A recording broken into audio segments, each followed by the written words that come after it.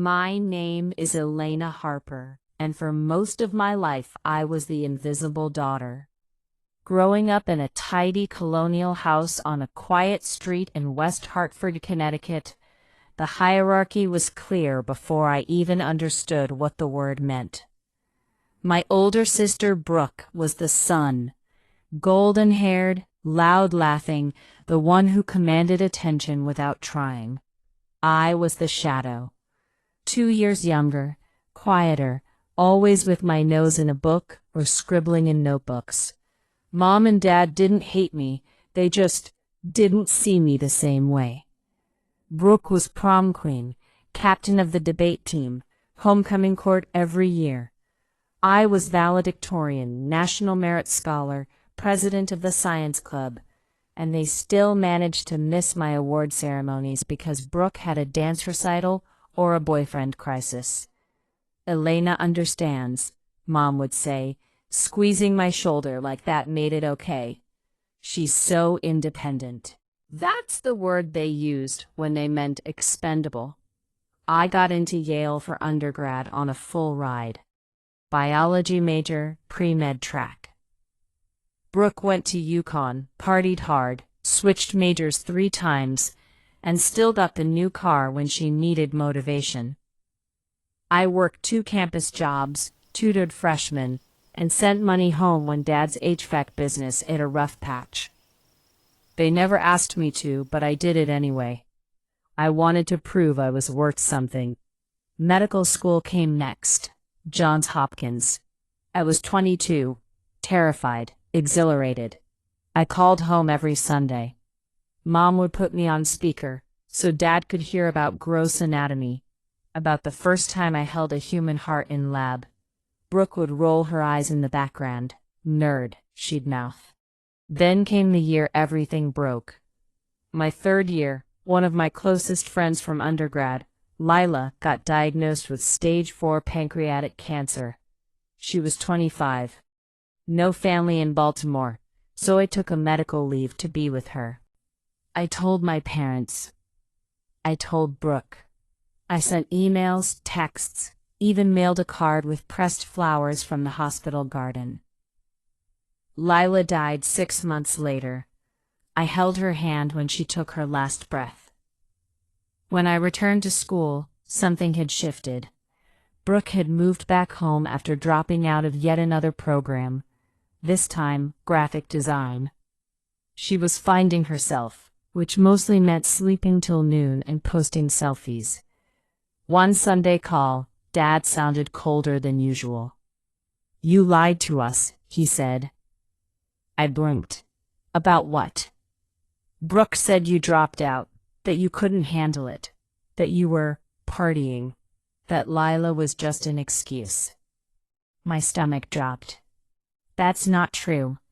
I took a leave, official leave. I sent you the paperwork." Silence. Then Mom. "Brooke showed us messages, screenshots, you talking about quitting." I asked to see them. They wouldn't send them. Brooke had accidentally deleted them. But the damage was done. They believed her. They always believed her. The cutoff was surgical. No more tuition help. I was already on loans and scholarships. No more calls on Sundays. No birthday cards. When I graduated medical school, I sent them an invitation to the ceremony. No RSVP. No one showed. I walked across the stage alone, smiling for the camera my roommate held, pretending it didn't feel like a knife between my ribs. Residency was in Boston, Massachusetts General Hospital, trauma surgery track. Brutal hours, but I loved it. The OR was the one place I felt seen. Scalpel in hand, I mattered. I met Nathan during my PGY3 year. He was an ER nurse, steady, funny, the kind of guy who brought coffee at 3 a.m. without being asked. We got married in a small ceremony on Cape Cod. Just friends, no family. I sent my parents a photo anyway. No reply. 5 years passed like that. I became Dr. Elena Harper, chief resident in trauma, then attending. I bought a condo in Cambridge overlooking the Charles. Nathan and I talked about kids someday. I'd built a life without them, brick by careful brick. Sometimes I'd see a mother-daughter duo at the grocery store and feel a pang, but I'd swallow it. I'd survived worse. Then came the night shift that changed everything. It was a Tuesday in late October, rain hammering the windows of Mass General. I was on call for trauma when the pager went off. MVC, motor vehicle collision, 2 vehicles, high speed, 1 driver critical. ETA, 8 minutes. I scrubbed in, gowned up, ran through protocols in my head. The trauma bay doors burst open. Paramedics wheeled in a woman on a stretcher, intubated, blood-soaked, BP crashing, multiple fractures, obvious abdominal bleeding, distended belly. I froze for half a second. It was Brooke. Her face was swollen, one eye shut, but I knew the curve of her jaw, the freckle under her left ear. My sister, the one who'd erased me, was dying on my table. 32-year-old female, high-speed rollover, unrestrained, ejected, the paramedic rattled off. Ruptured spleen suspected, possible liver lac, pelvic fracture, head lac. I forced my voice steady. Get her to CT now. I need full trauma series. Type and cross, 6 units PRBCs on hold. As they rushed her away, one of the nurses glanced at me. You okay, Elena? You look like you've seen a ghost. I have, I said quietly. In the CT suite, the scans confirmed it. Grade 4 splenic laceration, Grade 3 liver laceration, free fluid everywhere, unstable pelvis. She needed the OR immediately. And the attending on call for general trauma that night? Me. I could have stepped aside. I could have called in the backup surgeon. No one would have questioned it. Family conflict is valid reason to recuse. But I didn't. I walked into the OR, scrubbed again, and took my place at the table. The anesthesiologist raised an eyebrow. You know this patient? She's my sister, I said, and I'm the best person in this hospital to save her life tonight. No one argued. The surgery lasted 4 hours. Splenectomy. Her spleen was shredded. I repaired the liver with sutures and hemostatic agents, packed off bleeding, stabilized the pelvis with external fixation. Blood products poured in. Her pressure bottomed out twice. We got her back. By the end, she was alive. Barely, but alive. In the ICU afterward, I stood at the foot of her bed watching the monitors. Nathan found me there at dawn. You saved her, he said, slipping his hand into mine. I did my job, I whispered. The next day the family arrived. Mom looked 10 years older, gray streaks in her hair, eyes red. Dad shuffled behind her, shoulders hunched. They didn't recognize me at first in scrubs and cap. Then Mom gasped. Elena? I nodded once. You're the surgeon? Silent tears at first. Then sobs. I'm sorry. I'm so sorry. I was jealous. You were always better. I wanted them to love me more. You didn't think I'd make it anyway, I finished for her. So you made sure they thought I didn't. She nodded, ashamed.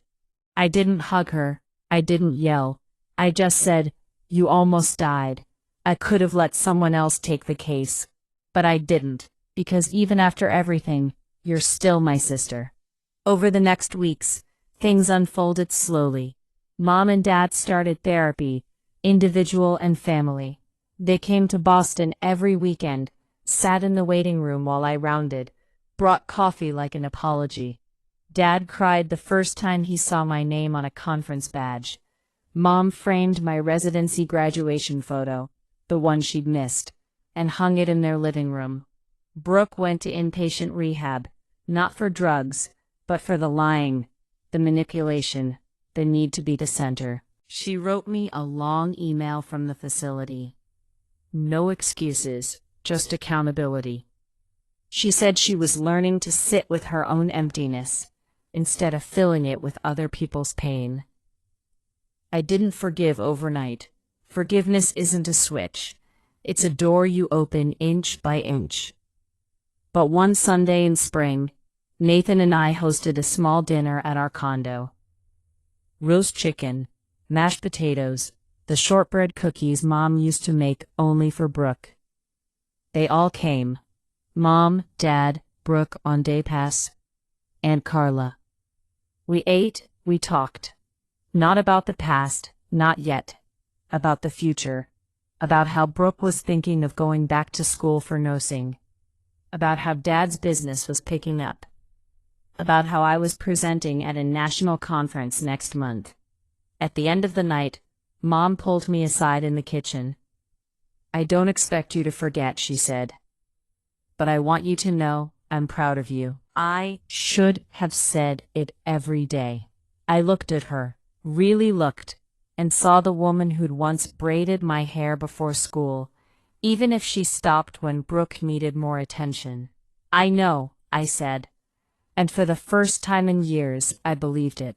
Later, Nathan and I stood on the balcony watching the city lights. He wrapped his arms around me from behind. You okay? He asked. I leaned into him. Yeah. For the first time in a long time. Yeah.